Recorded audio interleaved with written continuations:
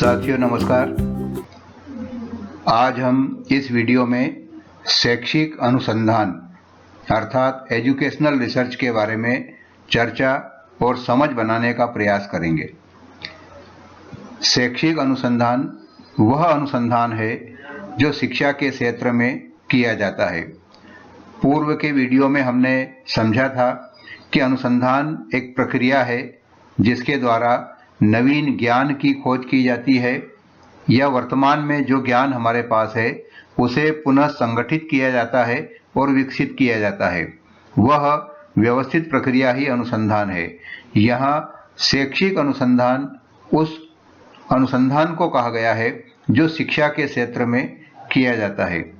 इसका उद्देश्य शिक्षा के विभिन्न आयामों, प्रक्रियाओं आदि के विषय में वर्तमान ज्ञान की जांच करना, नवीन ज्ञान का सृजन करना तथा शिक्षा के क्षेत्र में भावी योजनाओं और विकास की दशा एवं दिशा का निर्धारण करना होता है। अर्थात शैक्षिक अनुसंधान शिक्षा के क्षेत्र में किया जाने वाला अनुसंधान है जिसमें शिक्षा से संबंधित ज्ञान की खोज की जाती है, नवीन ज्ञान का सृजन किया जाता है और शिक्षा संबंधी भावी योजनाओं के निर्माण के लिए उसकी दशा और दिशा का निर्धारण किया जाता है। इसमें एजुकेशनल रिसर्च बहुत ही सहायक है और हमारे लिए मार्गदर्शी का काम करती है। शैक्षिक अनुसंधान के द्वारा शिक्षा के मौलिक प्रश्नों का उत्तर दिया जा सकता है तथा समस्याओं का समाधान भी किया जा सकता है। शिक्षा में पाठ्यक्रम किस प्रकार होगा, विद्यार्थी कैसे सीखते हैं, विद्यार्थियों की आवश्यकताएं क्या है, मूल्यांकन कैसे और क्यों किया जाना चाहिए, इन सारी बातों का, इन मौलिक प्रश्नों का उत्तर देने के लिए हमें शिक्षा में अनुसंधान करने की आवश्यकता होती है। शैक्षिक अनुसंधान के परिणाम स्वरूप शिक्षा के क्षेत्र में नवीन ज्ञान की वृद्धि होती है। अनुसंधान से प्राप्त इस नवीन ज्ञान की शिक्षा के क्षेत्र में उपयोगिता होना अनिवार्य है। अनुसंधान के द्वारा जो नवीन ज्ञान या नवीन सिद्धांत, नवीन प्रक्रियाएं हमें प्राप्त हो, वे शिक्षा के क्षेत्र में उपयोगी हो, तभी उस अनुसंधान को शैक्षिक अनुसंधान माना जाएगा। इसके विपरीत स्थिति होने पर यदि शिक्षा के संबंध में उस अनुसंधान के निष्कर्षों की उपयोगिता नहीं है तो वो अनुसंधान तो हो सकता है लेकिन हम उसे शैक्षिक अनुसंधान नहीं कहेंगे, क्योंकि शिक्षा के क्षेत्र में उस अनुसंधान के निष्कर्षों की कोई उपयोगिता नहीं है। इस प्रकार शैक्षिक अनुसंधान उस खोज को कहते हैं जो शैक्षिक परिस्थितियों में की जाती है। इससे शिक्षा के क्षेत्र में हमारे व्यवहार को वैज्ञानिक दिशा प्राप्त होती है।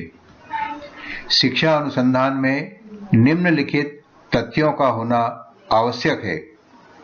सबसे पहले शिक्षा के क्षेत्र में नवीन तथ्यों की खोज करना, नवीन सत्यों एवं सिद्धांतों का प्रतिपादन करना, यह एक शैक्षिक अनुसंधान में होना आवश्यक है। यह एक शैक्षिक अनुसंधान का प्रमुख लक्षण है और उसकी प्रमुख आवश्यकता भी है।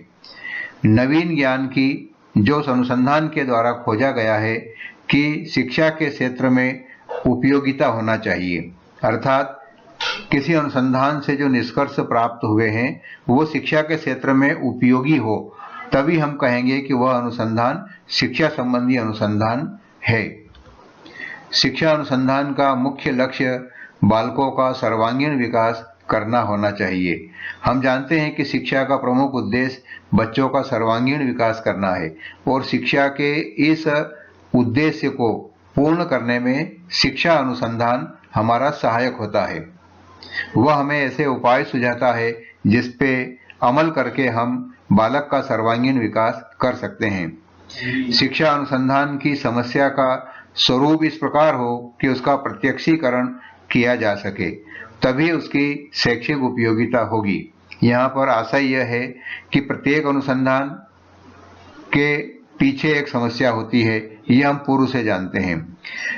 शिक्षा अनुसंधान में जो समस्या ली गई है या शिक्षा अनुसंधान के अंतर्गत जिस समस्या को हल करने का प्रयास किया जा रहा है, उस समस्या को वर्तमान शैक्षिक परिदृश्य में प्रत्यक्षीकरण उसका किया गया हो, उस समस्या को यथार्थ में देखा गया हो, उसके ऊपर शिक्षा का अनुसंधान कार्य किया जा रहा हो, तभी वो वास्तव में शिक्षा अनुसंधान है।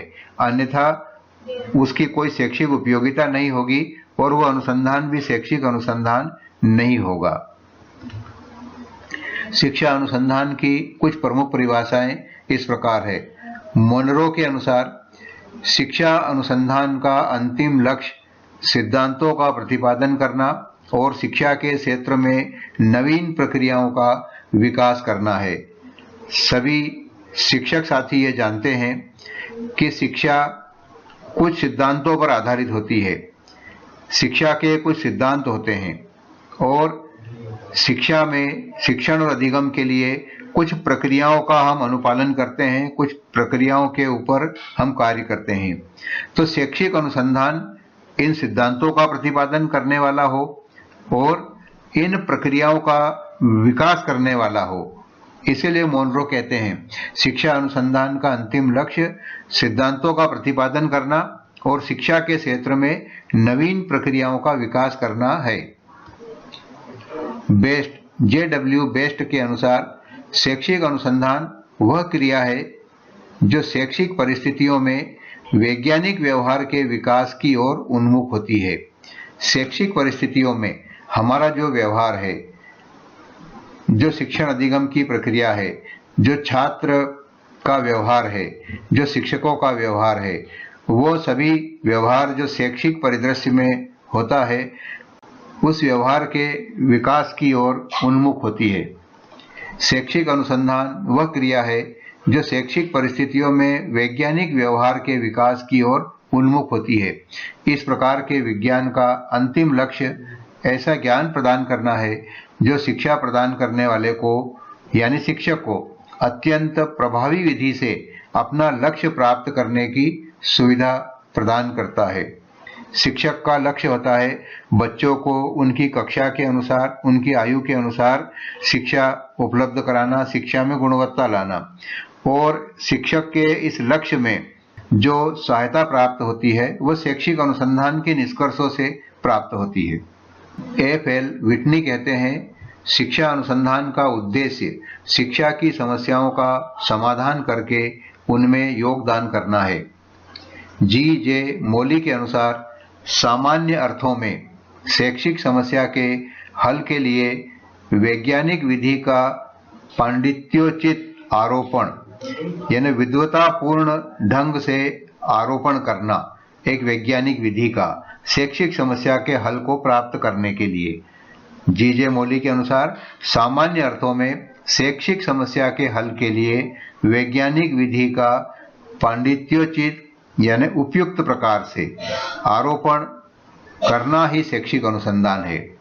इसके शब्दों में कोई भी व्यवस्थित अध्ययन जो शिक्षा को एक विज्ञान के रूप में विकसित करने के लिए अभिकल्पित किया गया हो को शैक्षिक अनुसंधान माना जा सकता है।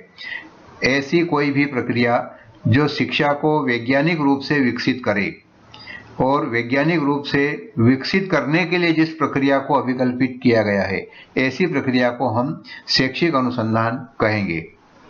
शिक्षा बालक के व्यक्तित्व का सर्वांगीण विकास करती है, राष्ट्र की भौतिक उन्नति में सहायक होती है, व्यक्तियों में कार्य कुशलता बढ़ाकर उत्पादन क्षमता को विकसित करती है।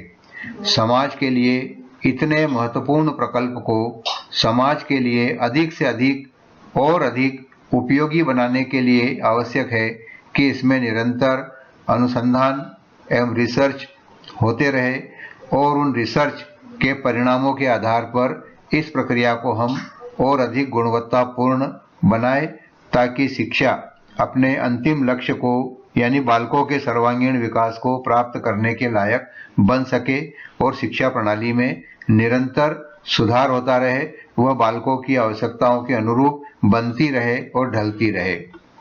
निरंतर अनुसंधान से ही, निरंतर शोध कार्य और रिसर्च से ही शिक्षा को गुणवत्तापूर्ण बनाया जा सकता है। अनुसंधान ही शिक्षा को अपने मूल उद्देश्य को प्राप्त कराने में सक्षम बना सकती है। धन्यवाद।